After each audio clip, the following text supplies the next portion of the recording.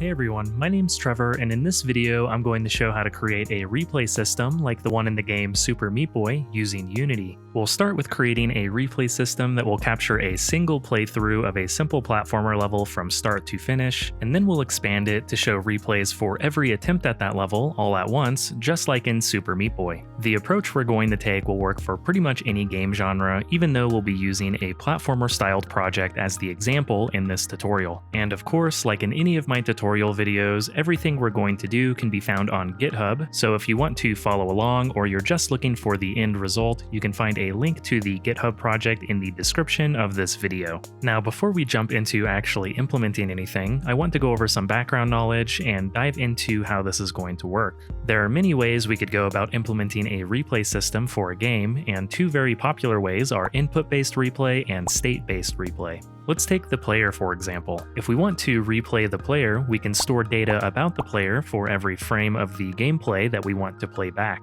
Then we can use that data to replay the player's movement, animations, and anything else. So the question becomes, what data do we store? In an input-based replay system, the data we store every frame is the input that the player uses to move. In a state-based replay system, the data we store each frame is the state of the player. These can be positions, rotations, sprites, scale, and so on. As you can imagine though, because we're storing data for every single frame, both of these techniques leave a growing memory footprint that we need to keep in mind. We can mitigate and optimize this in a lot of ways, which I'll touch on more at the end of this video. A big advantage to using an input-based replay system over a state-based replay system is that it leaves a smaller memory footprint since we likely need to store less data each frame. However, an input-based replay system assumes that your game's movement is completely deterministic. Or in other words, every frame of player input will result in the exact same predictable actions as output. Unity's physics system is non-deterministic, so if you're using that, an input-based system will result in your replays being off. A state-based system, however, works fine with non-deterministic movement. I think it's important to know your options, but for this tutorial we'll be going with a state-based replay system since I think that's what's going to work for most people using Unity. It's also the easier of the two to implement in my opinion, which makes it a great starting point even if you want to switch to an input-based system later on. So now that we have some foundational knowledge about replay systems, let's dive into the specifics on how we're going to go about creating a state-based one. The core of the replay system we're going to create is going to be in a C# script called recorder, which is going to be responsible for both storing and playing back a specific object in our scene.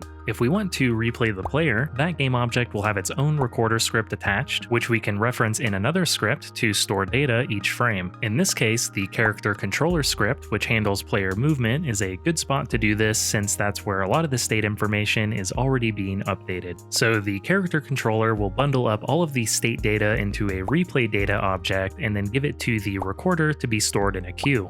And of course, this will continue every frame until the player reaches the end of the level. The Unity project we're going to start with is using events to indicate when we finished or restarted the level. So basically, when we finish the level, we're sending out an event called onGoalReached, and when we restart the level, we're sending out an event called onRestartLevel. When the onGoalReached event gets sent out, we're going to listen for that in the recorder script and then start replaying the frames that we've recorded up to that point. When we first start replaying, the recorder will initialize a few things. First, it'll instantiate an object to be used for the replay. You might think at first we can just reuse the player game object we recorded from, but in most cases it's going to be a lot cleaner to create a separate object for the replay that's essentially a slimmed down version of the original object. This helps decouple our replay system from the rest of our game and also prevents other Unity components like colliders from interfering with the replay itself. That instantiated object will have a script attached to it called replayObject, which we can call to change its state appropriately based on the data that we've stored. For convenience, we're going to wrap the replayObject and the data to be played back for that replay in a separate class called a recording. We'll also send out an event onCameraTargetChange that tells our main camera to start following the instantiated object as opposed to our player object. After the replay has been started, we'll run through the queue of stored data by dequeuing a single piece of replay data every frame and setting the state of our replay object accordingly. Once the queue has been emptied, we'll restart the replay by putting the queue back in its initial state for that specific recording so that it plays indefinitely until the player restarts the level. Once the player restarts the level, the onRestartLevel event will get fired, which of course will get picked up by our recorder, which will reset the recorded data to a clean slate and also destroy the replay object. The onRestartLevel event will also get picked up by our main camera to change the main camera's follow target back to our player. And just like that, we'll have a replay system that replays the player's movement throughout the level. Now, the player might not be the only thing we want to record. We might want to record and replay other moving things in our scene, for example in this tutorial these moving saw blades, so that way they line up with the player's movement for the replay. With the system we will have set up, we can actually do this fairly easily. For our replay data and replay object scripts, we'll extend them in a way that supports different object types. So for example, the player and moving objects will have different variations of those scripts specific to the state data we need to store for each one. Each will also have different slimmed down replay object prefabs to be instantiated during the replay.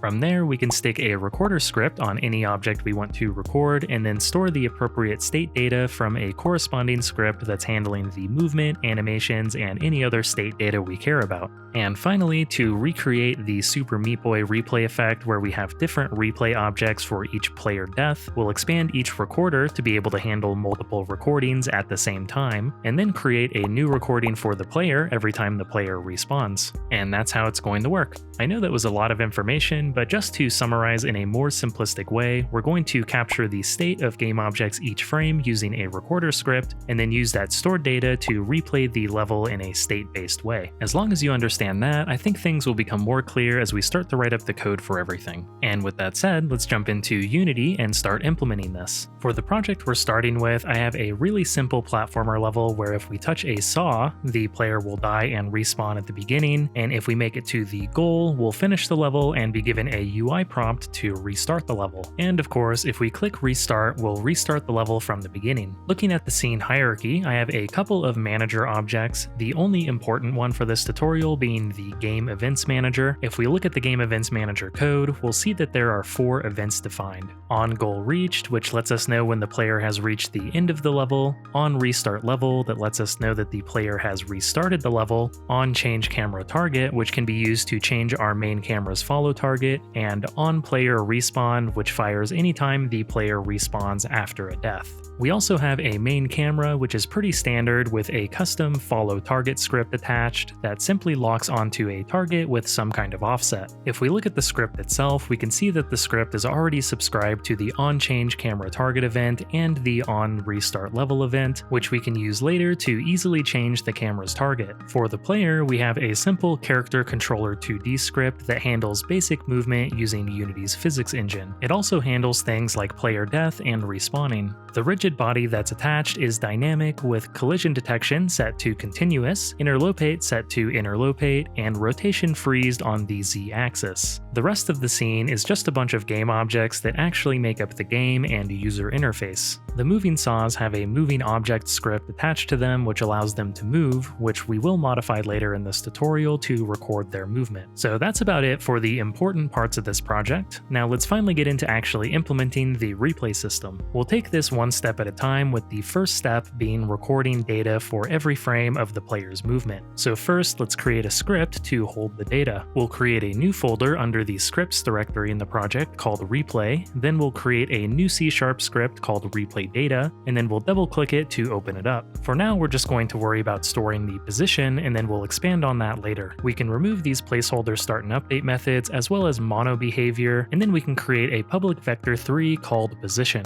And if you're not familiar, this syntax here makes it publicly readable but only settable within this class. Then we'll create a public constructor that takes in a vector3 called position and sets it in this class accordingly. Next, let's create the recorder script to start capturing that data. Back in Unity, under the replay folder we created, we'll create another C# script called recorder and then open it up by double clicking it. We'll need a place to store replay data for each frame, so we'll create a queue that contains objects of type replay data called recording queue. In the awake method, we'll be sure to initialize the recording queue to be a new queue. Then we'll create create a public method called recordReplayFrame that's going to take in a replay data object called data. In that method, we'll take that data and enqueue it into our recording queue. For now, we'll also add a debug.log statement here so we can better see that this is working. Back in Unity, we can drag the recorder script onto the player object to add it as a component. Next, we need to actually reference and call our recorder script to record data. Let's open up the character controller 2D script that manages player movement, or whatever script that you're using in your game that controls the player. At the top, we'll create a private recorder called recorder, and then in the awake method, we can use getComponent to get a reference to the recorder that we've attached to the player. Now let's think about where the most appropriate spot is to record state in this character controller script. Fixed update may run multiple times per frame or 0 times per frame depending on our frame rate and physics engine settings, so even if your movement takes place in fixed update, which my character controller's movement does, this isn't an ideal spot to record our replay data. Update is a decent candidate since it runs exactly once per frame. However, if you have external scripts that affect your player's state, you can't always guarantee they'll execute before your player's script. Late update also runs exactly once per frame, however it runs after all other update methods have completed, making it an ideal choice for recording state data for each frame.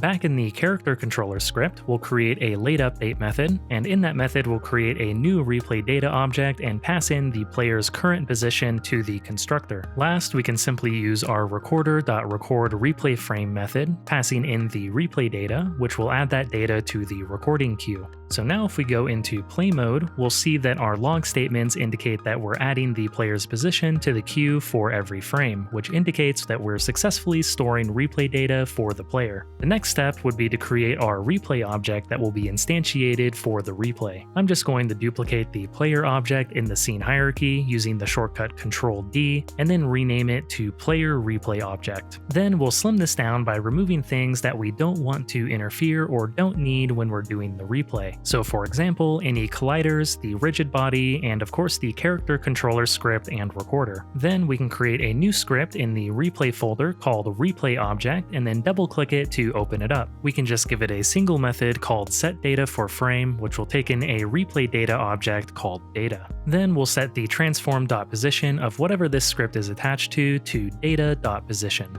Back in Unity, we can drag this script onto our player replay object to add it, and then we can drag the player replay object from our scene into the prefabs folder in our project to make it a prefab. We'll zero out the positional values on the prefab object, and I'll also put it in a folder called replay just to keep organized. Then, now that it's stored in a prefab, we can delete it from our scene. The next step we're going to take is actually doing the replay once we get to the end of the level, using the prefab that we just created and the data we're storing in the recording queue. Back in the recorder script, we'll first remove this logging statement since we've already seen this work, and now let's think about what this class needs to be able to support to be able to play back the information that we've stored. We'll want to keep track of whether or not we should be playing back data, so we'll create a boolean called isDoingReplay and default it to false. Then we'll need a start replay method that's going to do a few things. First, we'll update our isDoingReplay boolean to be true to indicate we should now start playing back the recorded data. Then we can add a couple of to-do comments for the other things that we need this method to do. First, it needs to instantiate our replay object in the scene, and then we also want to change our camera target to the replay object that we instantiate. Then we'll need another method called restartReplay, which is what we'll use to restart the replay from the beginning after it's finished, allowing for a continuous loop of the replay. We'll set isDoingReplay to true here as well, just for good measure since the replay is still playing at this point. And last, we'll need a reset method to put things in a clean slate after we're done replaying. And of course, we'll set isDoingReplay to false, indicating that the replay has ended. To more easily facilitate implementing all of these methods, as well as provide a more scalable solution so we can expand on this later, I'm going to create a new script called recording and open it up.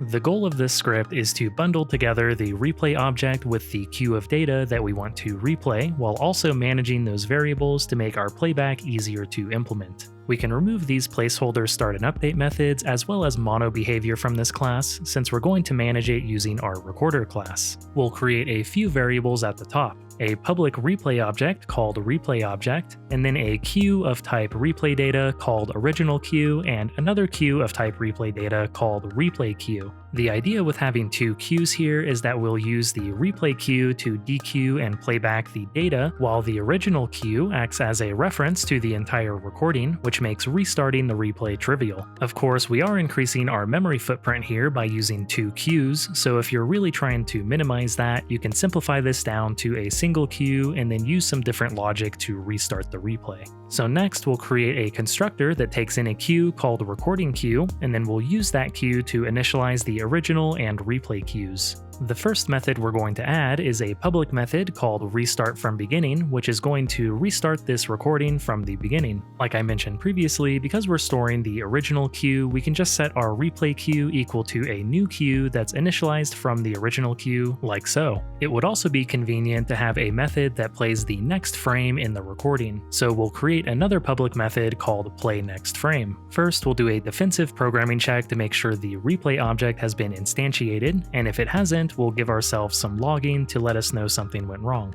Then we'll make sure the replay queue has something in it by checking its count against 0. If it does, we'll enter this if block where we'll dequeue an item as replay data and then set that data on the replay object using the setDataForFrame method.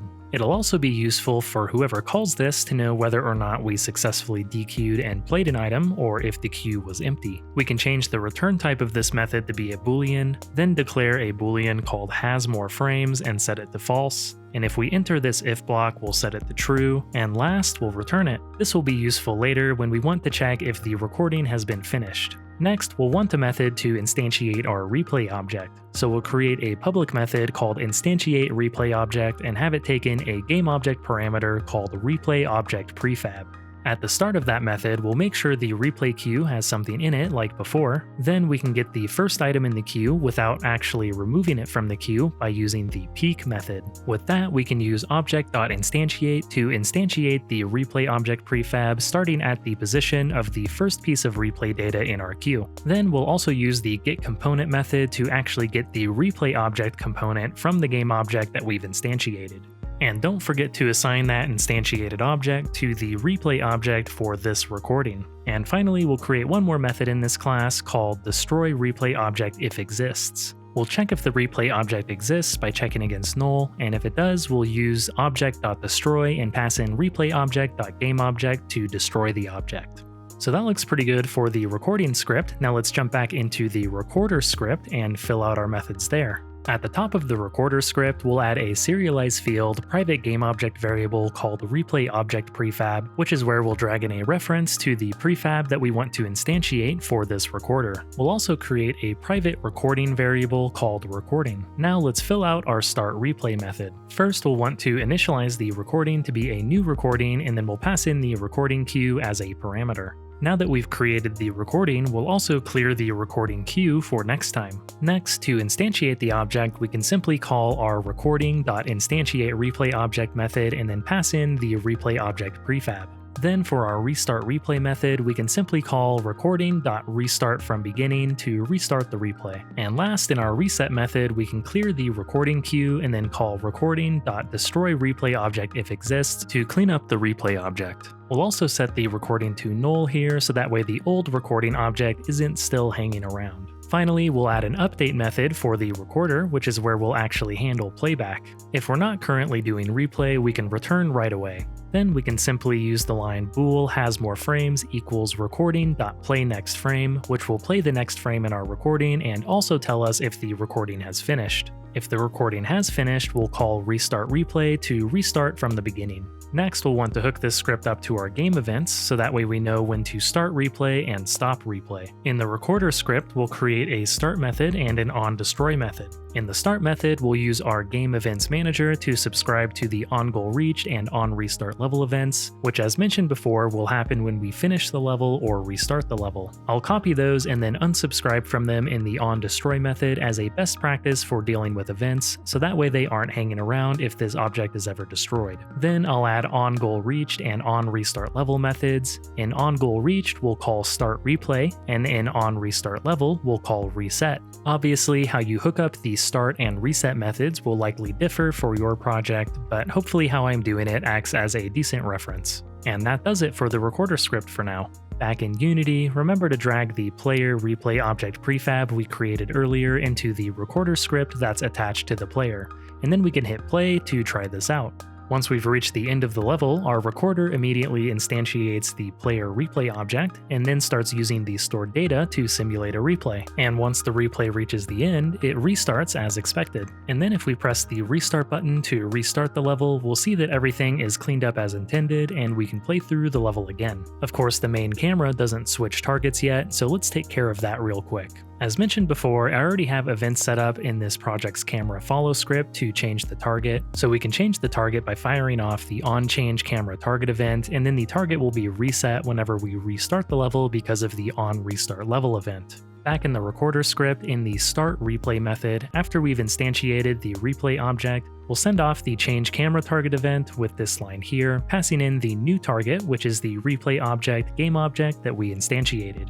Now if we go back into play mode, we'll see that when we enter the replay, the camera target is now changed to our replay object, and then when we restart the level, the camera target is set back to our player object. You'll notice though that the player's animations, facing direction, and other things aren't being played back. This is because from earlier in this tutorial, we defined the replay data to only capture position. Let's expand this to be able to handle multiple types of data. In the replay data script, we'll remove the constructor, make the position completely public, and then add the word abstract to make this an abstract class. Which if you're not familiar, it basically means that we can no longer create a new replay data object, but instead this class is intended to be extended by other C# classes. Back in Unity, under the scripts replay folder in our project, we can create a new folder called player. Then in that folder, we'll create a new C# script called player replay data and then double click it to open it up. We can remove these placeholder methods, and then instead of extending from mono behavior, we'll extend from our replay data script.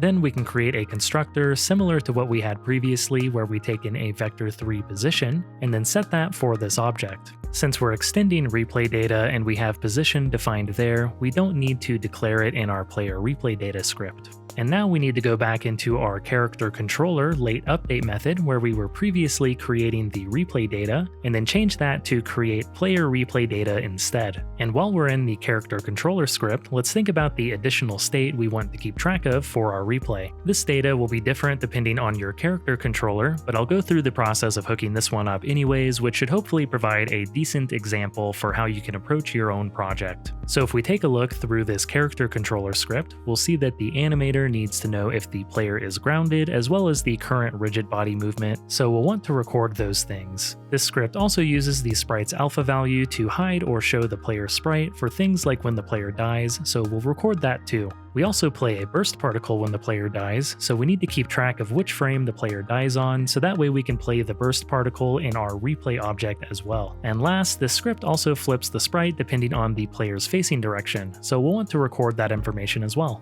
Back in the player replay data script, we can add fields to store all of this information and also update our constructor to take in and set that data when we create the object. Back in the character controller script, we'll pass in all of that data, most of which is easily accessible within this script. The only tricky one in this case is how we determine which frame the player died, which currently doesn't exist. Towards the top of the script, I'll create a Boolean variable called deathThisFrame and initialize it to false. Then when we handle the player's death in the handleDeath method, we'll set deathThisFrame to be true. And last, back in our late update method, we'll be sure to pass that into our constructor, and we'll also set it to false so that way it's only true for a single frame when the player dies. So that will store the state data that we need, but now we need to apply that data to our replay object. Just how we made our replay data script abstract and extendable, we'll want to do the same thing with the replay object script. In the replay object script, we can make this a public abstract class, and we'll also make this method abstract by getting rid of the curly bracket portion and then adding the word abstract. Back in Unity, we'll create a new C# script called player replay object and then open it up.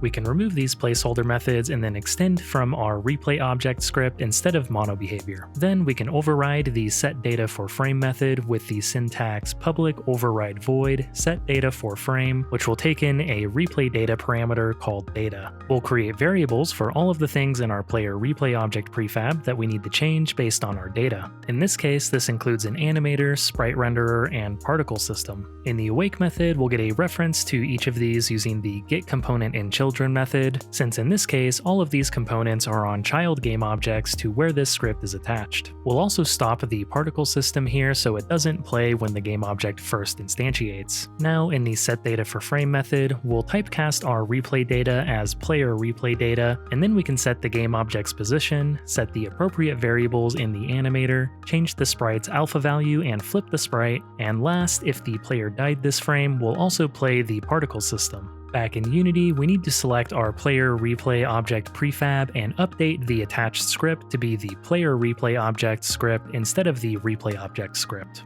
Then we can enter play mode and we'll see that the rest of the data is now being fed into the player replay object, and things are animating during the replay, and even the particle system is playing when we die. So that covers getting things working for replaying the player's movement. However, you'll notice that since we're not replaying other moving objects, like these moving saws, they don't always line up with the player during the replay. We could reset them when the player dies, and if all of the movement was deterministic, that would work just fine. However, I'm going to go with a different approach for this tutorial, where we're actually going to record and replay the moving saws just like we did with the player. In the scripts replay folder, we'll create a new folder called moving object, and then inside there we'll create two new C# scripts. One will be called moving object replay data, and another will be called moving object replay object, and we'll open both of these up.